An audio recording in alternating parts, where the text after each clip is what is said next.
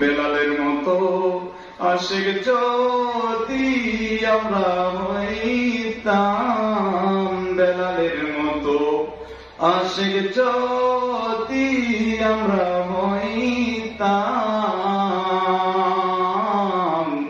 এ দুনিয়ায় নবীর দেখা পাইতাম। আমার সঙ্গে বলেন, বেলালের মতো আশিক যদি আমরা হইতাম,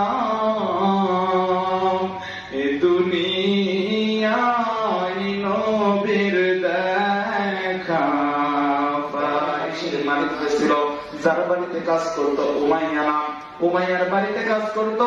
বেলাল যখন কালেমা করেছে, ইসলামের পথে এসেছে, বেলালকে উমাইয়া কি করেছে, তার গলার মধ্যে রশি লাগাইছে।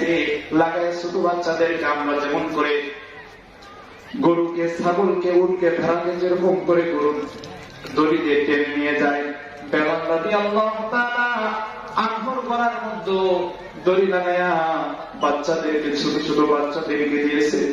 আর বেলালের গলার দড়ি ধরে সকল ছোট বাচ্চাগুলো টেনে নিয়ে বেড়ায়, বেলালকে টেনে নিয়ে বেড়ায়। বেলাল হাসে চলে যায়। এরপরে বেলালের মুখ থেকে কি যেন একটা শব্দ, বেলাল শুধুমাত্র মুখে বিড়বিড় করে ডাকতে বলেন, আহাদ আহাদ আহাদ, আল্লাহ এক, আল্লাহ এক। বেলালকে নির্যাতন করে এটা হয় নাই। এরপরে বেলালকে উমাইয়া উত্তপ্ত মরুভূমিতে নিয়ে চলে গেলেন। নিজের সেফটি নিয়ে বেলালকে উত্তপ্ত মরুভূমির মধ্যে, বাড়ির মধ্যে, উত্তপ্ত বাড়ির মধ্যে বেলালকে শোয়া রাখার পরে বড় বড় পাথর বেলালের মুখের উপরে ঠসা দেয়। হাদিসের মধ্যে আসে, ওই বালু, মরুভূমির বালু এতটা গরম ছিল, যদি মাংসের টুকরা, গোস্তের টুকরা ওই বালির মধ্যে রাখা হতো, কিছুক্ষণের মধ্যে ওই বালুটা, ওই গোস্তের টুকরাটা সিদ্ধ হয়ে যাইত। এইভাবে উমাইয়া নির্যাতন করে আর ডাকতে বলে, ও বেলাল রে, তুই যে নবীর আদর্শকে ধারণ করেছিস, যে আল্লাহকে গ্রহণ করেছিস, লাত মানাতে পূজা করতেছিস না, বেলাল রে, যতক্ষণ না পর্যন্ত তুই আল্লাহ নবী এবং আল্লাহকে ভুলে যাবি, যতক্ষণ না পর্যন্ত লাত মানাতে পূজা করবি, বেলাল রে, ততক্ষণ পর্যন্ত আমি উমাইয়া তোকে শাস্তি দিব। বেলাল মুখে বিড়বিড় করে ডাকতে বলে, উমাইয়া, তুমি আমাকে যতই শাস্তি দাও না কেন, উমাইয়া, আমাকে যতই আঘাত করো না কেন, আমি যে আমার নবীর আদর্শ বুকে ধারণ করেছি, যে আল্লাহকে মালিক হিসাবে স্বীকার করেছি, উমাইয়া তুমি যদি আমাকে শাস্তি দিতে দিতে হত্যা করে ফেলো রে উমাইয়া, এরপরে আমি আমার আল্লাহ এবং আল্লাহর নবীর রাসূলের প্রেম আমার অন্তর থেকে তুমি উমাইয়া দূরে সরাতে পারবা না। এত শাস্তির পরে বেলাল আল্লাহ এবং আল্লাহর নবীকে বলেন নাই। এই জন্যই তো বেলাল এত দামি হয়ে গেছে। নবী যখন দুনিয়া থেকে চলে গেছে, নবী যখন ইন্তেকাল করার পরে বেলাল তার মাথার উপরে টুপলি লুকুনিয়া, তার যে কাপড় চোপড় আছে সব টপলা বাঁধিয়া আবু বকর রাদিয়াল্লাহু তাআলা আনহুর সামনে এসে দাঁড়াইছেন। পোটলা নিয়ে আবু বকরকে ডাকতে বলে, আবু বকর আমাকে বিদায় দাও, আমি আর মদিনায় থাকবো না। আবু বকর ডাকতে বলেন, বেলাল কি হয়েছে তোমার, কেন তুমি মদিনায় থাকবা না? কেউ কি তোমাকে গালি দিয়েছে নাকি তোমার টাকার অভাব? যদি তোমার টাকার অভাব থাকে বেলাল বলো, বাইতুল মাল থেকে তোমাকে মাসিক বেতন দেওয়া হবে। বেলাল ডাকতে বলে, আবু বকর আমার যে অভাব আছে তোমরা পূরণ করতে পারবা। আবু বকর ডাকতে বলেন, বেলাল কি তোমার অভাব বলো।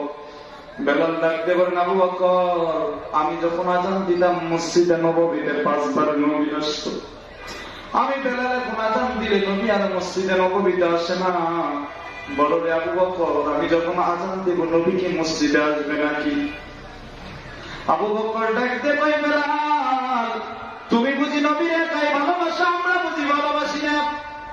বেলাল ডাকতে কয়, আবু বকর তোমরা নবীরে ভালোবাসা, আমিও নবীরে ভালোবাসি, কিন্তু আমি বেলাল যখন আযান দিই, আযান দেওয়ার পরে নবীজির রওজার দিকে যখন তাকাই, আমার বুকের কলিজাটা মনে হয় ছিঁড়ে যায় রে বেলাল। আমার কলিজাটা মনে হয় ছিঁড়ে যায় রে আবু বকর, আমি নবীর রওজা দেখে সহ্য করতে পারি না। তোমরা নবীর রওজা দেখে সহ্য করতে পারো, আমি বেলাল নবীর রওজা দেখে সহ্য করতে পারি না। বিদায় দাও, আমি মদিনা ছেড়ে চলে যাব। বেলালের মতো আশিক যদি আমরা হইতাম, বেলালের মতো আশিক যদি আমরা হইতাম, এ দুনিয়ায় নবীর দেখা পাইতাম। আমার সঙ্গে বলেন, বেলালের মতো আশিক যদি আমরা হইতাম, এ দুনিয়ায় নবীর দেখা পাইতাম। কথা বলেন ঠিক কিনা? আমার বন্ধুগণ, বেলাল নবীজির আদর্শকে বুকে ধারণ করেছে, আঁকড়ে ধরেছে, এই জন্যই তো শত বাধা বিপত্তি এসেছে। বেলাল ইসলাম বলে না, নবীকে বলে না, আল্লাহকে